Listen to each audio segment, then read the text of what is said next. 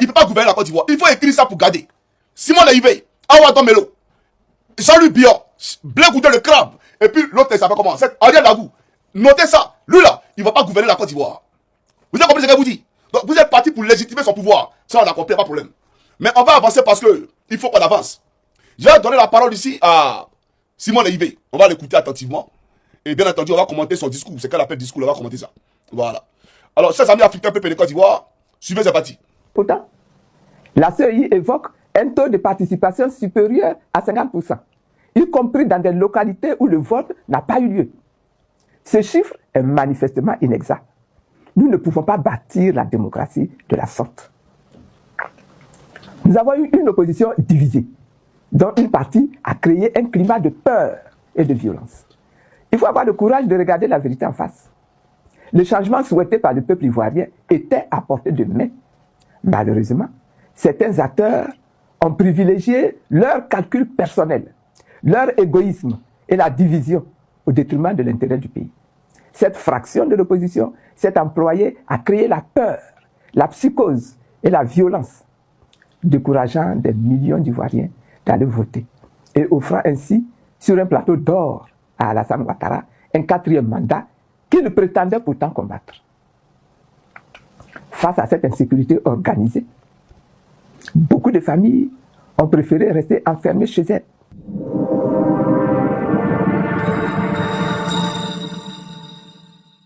Voilà.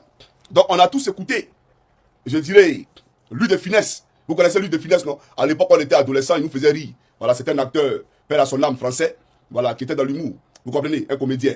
Donc on vient d'écouter Louis de Finesse réincarné en Simon Leïvé, parce qu'il n'y a même pas envie de mettre Gbagbo derrière. Alors, voilà ce qu'elle dit. On va récapituler, les gars. La CEI évoque un taux de participation de 50%. Ce qui est inexact. Y compris dans les zones où les votes n'ont pas eu lieu. Ah ouais? Alors tu sais qu'il y a des zones où des votes n'ont pas eu lieu. Tu sais que c'est inexact. Ça, c'est ce que tu as fait là. C'est-à-dire, en prélude de tes propos, c'était simplement pour nous distraire.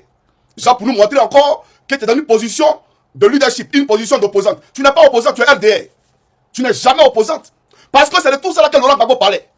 C'est de tout ça là que Guillaume Soro parlait. C'est de tout ça que Tidjane Thiam parlait. Et c'est de ça que nous parlions.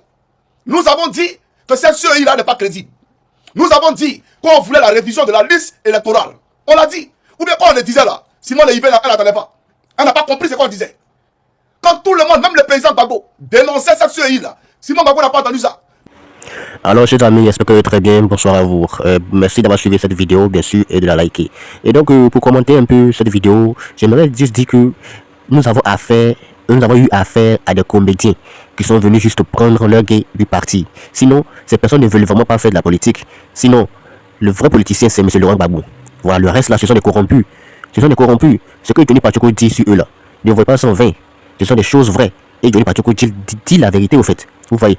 Voilà, chaque personnage a une responsabilité. Mais malheureusement, avec cela, on a l'impression que tout est vadrouillé. Vu que la CEI ou l'ONU veut suspendre ou annuler les élections, on espère que ce qui va se passer sera à l'attente de la population. Merci d'avoir suivi la vidéo. À la prochaine. Et merci de liker aussi. Ciao.